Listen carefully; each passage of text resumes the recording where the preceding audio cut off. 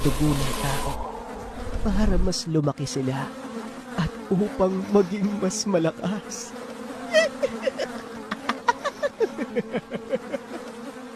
At higit sa lahat, kailangan kita para mapasunod sila.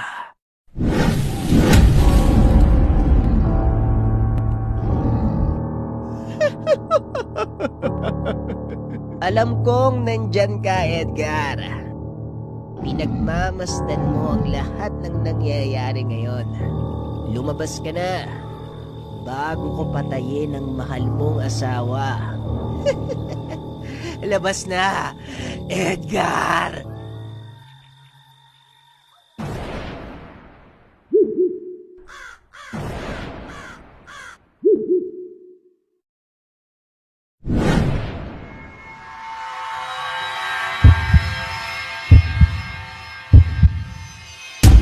Huwag mong inaway si Isabel.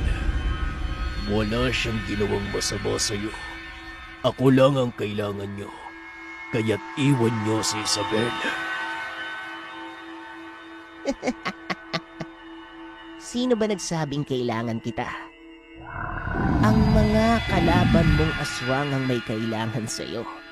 Kaya't sila ang kausapin mo. Sige na!